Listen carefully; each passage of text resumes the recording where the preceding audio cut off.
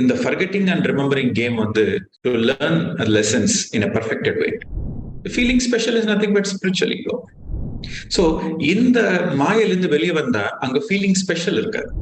எனக்கு சித்தி வேணான்ற ஒரு கான்சியஸ் டிசிஷன் எடுத்தப்பதான் புத்தின்றது வரும்.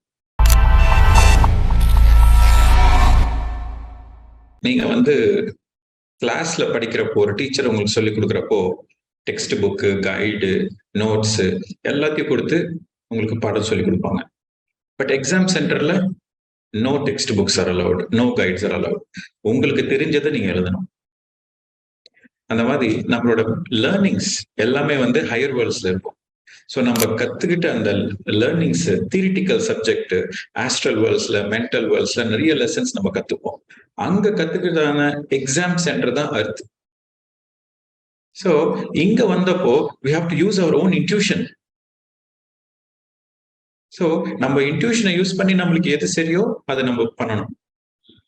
So this is the whole game, forgetting and remembering game. நீங்க கிளாஸ் ரூம்ல சரியா கவனிச்சிங்களா இல்லையான்றது புக்கு பார்க்காம டீச்சரோட ஹெல்ப் இல்லாம நீங்க எக்ஸாம்ல நீங்க கரெக்டா பண்ணீங்கன்னா yes you understood the concept, அப்போ then you are pass.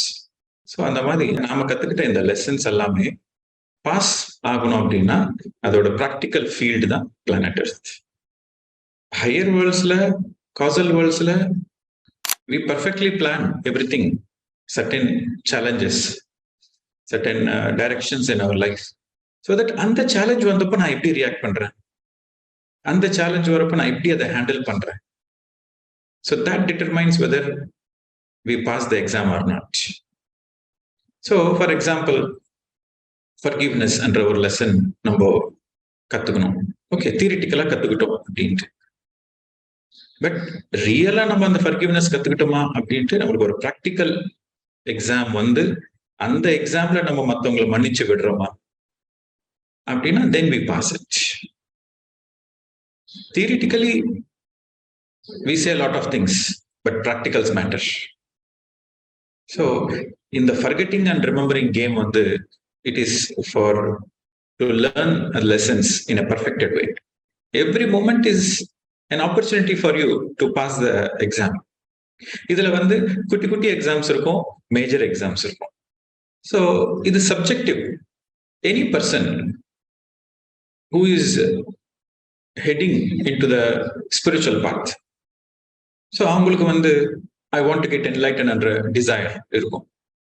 So I want to get enlightened என்ற டிசைர் இருக்கிறப்போ அந்த டிசைர் வந்து அது அந்த டிசைர் எதை சம்பந்தப்பட்டது? நம்மளோட soul desire, right? I want to get enlightened என்றது that's a soul desire.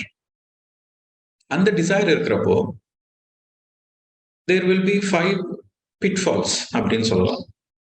pitfallsனா பள்ளங்கள், challenges.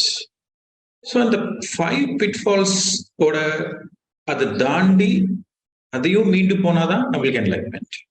ஸோ அந்த 5 pitfalls என்னன்னா, ஃபர்ஸ்ட் வந்து craving for food, first. Second வந்து craving for name and fame.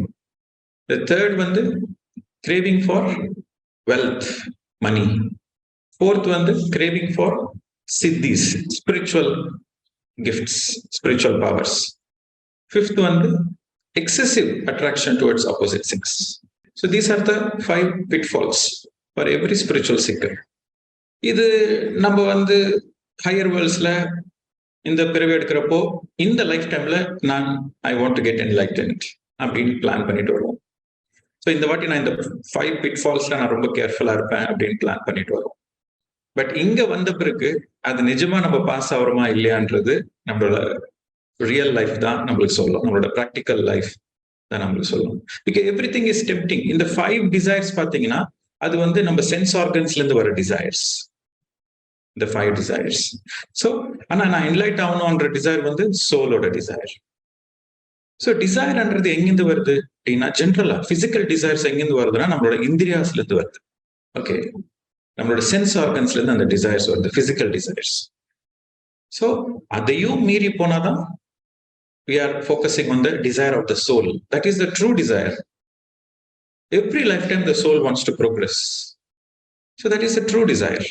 So there is the focus தான் இங்க point, where you are focusing. If you are focusing on the physical desires, then you are diverted from your soul goal. So இது ஒரு very good example. சில ஒரு ப்ராக்டிக்கலா சில examples எடுத்துக்கலாம். So சில பேர் வந்து என்னால 3 வேளை சாப்பிடலான்னு இருக்கவே முடியாது. என்னால காஃபி டீ எல்லாம் குடிக்கலான்னு இருக்கவே முடியாது. I have to eat food, I have to eat food அப்படின்ட்டு அவங்களோட ஃபோக்கஸ் வந்து ஃபுட்டுக்கு அவங்க கொஞ்சம் அடிமையா இருப்பாங்க. They cannot control it. அந்த டிசைரை கண்ட்ரோல் பண்ண முடியாது. ஸோ அங்க அவங்க வந்து they have to learn that lesson. So சில பேர் வந்து ஸ்பிரிச்சுவலா இருப்பாங்க, நிறைய தியானம் பண்ணுவாங்க, but they are stuck in the name and fame game. என்னோட வீடியோ எத்தனை பேர் பார்க்குறாங்க, ஓகே, எனக்கு எத்தனை லைக்ஸ் வந்திருக்கு, எத்தனை கமெண்ட்ஸ் வந்திருக்கு. அவங்க வந்து பெருமையா பேசுவாங்க, எனக்கு எவ்வளவு ஃபாலோவர்ஸ் இருக்காங்க, எனக்கு எவ்வளவு ஸ்டூடெண்ட்ஸ் இருக்காங்க அப்படின்னு. They are stuck in the name and fame. So that is nothing but a spiritual ego. You are feeling special. Now ஒரு ஸ்பெஷல் பர்சன் அப்படின்ற ஒரு feeling. Feeling special is nothing but spiritual ego. Okay. So இந்த உலகத்துல மாயை அப்படின்னா 2 விஷயம் தான். Note பண்ணிக்கோங்க. மாயைனா என்ன? இல்யூஷன். அது இருக்கிற மாதிரி இருக்கும், ஆனா அது இல்லை. Illusion is something which appears to be true but which is not true.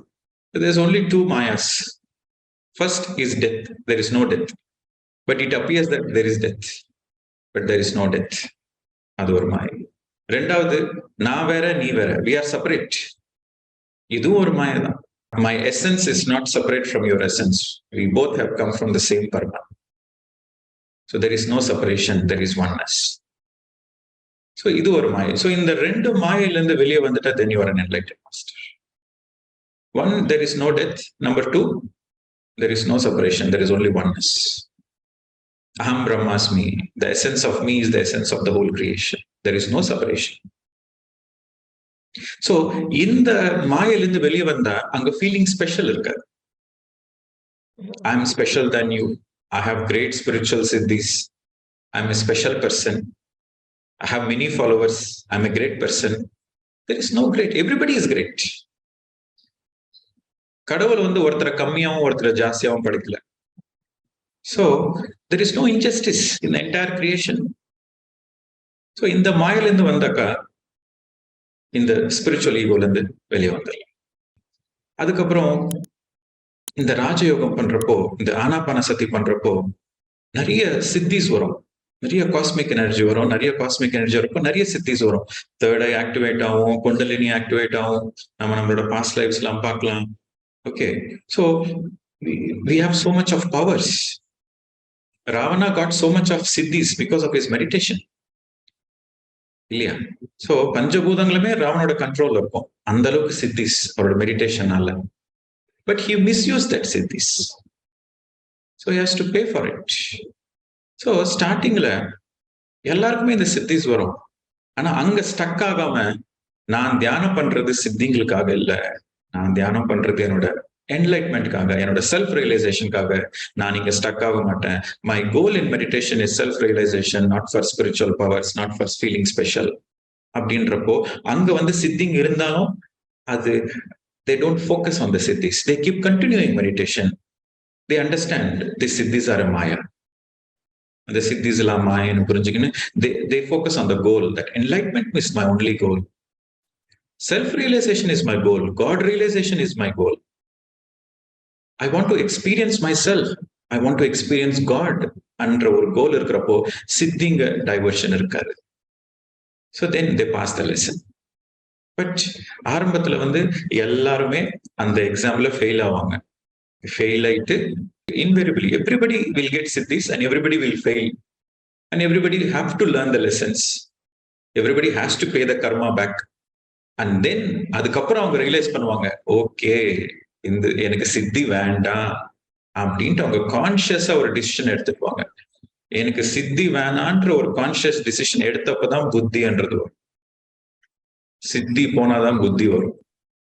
So the people, the third eye experience, astral travel experiences, channeling experiences, healing, இதெல்லாமே கிரேட் சித்திஸ் தான். But you should not get stuck there. ப்ராக்டிக்கலா பார்த்தோம்னாக்கா forgiveness ஒரு example. மன்னிக்கணும். Because everybody is right. அவங்கவுங்க soul evolution அவங்கவுங்க right. Duryodhana is right. Duryodhana is perfectly right for his level. So எல்லாருமே ரைட்ன்றப்போ யாரு யாரையும் மன்னிக்கணும்? மன்னிப்பே தேவையில்லை. There is only understanding is needed. So இது சோல் அளவுல தெரியும் அன்மாக்கு. பட் இங்க அடுத்துக்கு வந்தப்போ அந்த அந்த ஃபர்கிவ்னஸ் லெசன் தெரிஞ்சுக்கணும் அப்படின்னாக்கா அவங்களுக்கு வந்து ஒரு ப்ராக்டிக்கல் சேலஞ்சஸ் வரும். ஒரு பர்சனை ரொம்ப நம்புவாங்க, ஒரு வியாபாரத்திலயோ ஒரு குடும்பத்திலயோ ஏதோ ஒரு சொல்ல ரொம்ப நம்பிக்கை வைப்பாங்க. ஆனா ரொம்ப இம்பார்ட்டன்ட் டைம்ல, குரூஷியல் டைம்ல கை விட்டுடுவாங்க, ஏமாத்திடுவாங்க. ஸோ அந்த நேரத்துல இவங்களுக்கு உள்ள கொந்தளிக்கும். ஓகே, ரிவெஞ்சு, அவன் பண்ணது நான் திருப்பி அவனுக்கு பண்ணணும் அப்படின்ற ரிவெஞ்ச் எடுக்கணும்னு துடிக்கும். பட் அந்த நேரத்துல நீ வந்து உன்னோட ரியாக்ட் பண்ணாம புத்தியை யூஸ் பண்ணி, சரி ஓகே அவங்கவுங்க லெவல்ல அவங்கவுங்க செய்யறது ரைட். எந்த ஜென்மத்துல என்ன பண்ண கர்மமோ இந்த ஜென்மத்தில் தீர்ந்து போச்சு. முடிஞ்சா மன்னிக்கிறேன், மன்னிக்க முடியலன்னா அட்லீஸ்ட் மறந்து போறேன். I will forgive. If I cannot forgive, at least I will forget. I have to move on. யார் மேலேயும் நான் எந்த துவேஷமும் வச்சுக்க மாட்டேன். There is no judgement. யாரையும் ஜட்ஜ் பண்ண மாட்டேன், யார் மேலேயும் கம்ப்ளைண்ட் பண்ண மாட்டேன். ஏன்னா நான் ஜட்ஜ் பண்ணனா, நான் கம்ப்ளைண்ட் பண்ணனா மறுபடியும் அது என்னோட கர்மாவை வந்து இன்னொரு ஜென்மம் எடுக்கணும் நானு அப்படின்ட்டு பிராக்டிக்கலா அந்த லெசன் வரப்போ நம்ம அதை அப்ளை பண்றப்போ வி பாஸ். அந்த லெசன் பாஸ் பண்ணிட்டா மறுபடியும் அந்த சேலஞ்ச் வராது. மறுபடியும் உங்க வாழ்க்கையில ஒரு சேலஞ்ச் ரிப்பிட்டேட்டிவா வந்துட்டே இருக்கு, சேம் சேலஞ்ச் மறுபடியும் வருதுனாக்கா நீங்க லெசன் கத்துக்கல, ஃபெயில் ஆயிட்டு இருக்கீங்கன்னு அர்த்தம். சோ நம்மளோட சேலஞ்சஸோட பேட்டர்னை பேஸ் பண்ணி நம்ம லெசன்ஸ் பாஸ் ஆகிறோமா ஃபெயில் ஆகிறோமா அப்படின்னு நம்ம சொல்லுவோம். நம்ம லெசன் பாஸ் பண்ணிட்டோம் அப்படின்னா அந்த பரீட்சை மறுபடியும் வராது, நம்மளுக்கு அந்த சேலஞ்ச் மறுபடியும் வராது. சோ அந்த பேட்டர்ன், ஒரு பேட்டர்னா மறுபடியும் ரிப்பீட் ஆகுது. ஸோ நம்ம வாழ்க்கையில ஒரு பர்டிகுலர் சேலஞ்ச் ரிப்பீட் ஆயிட்டே இருக்குன்னா there is a lesson to that. So அதுதான் நான் சொன்ன கர்மான்றது வந்து it's not a punishment, it is a learning tool.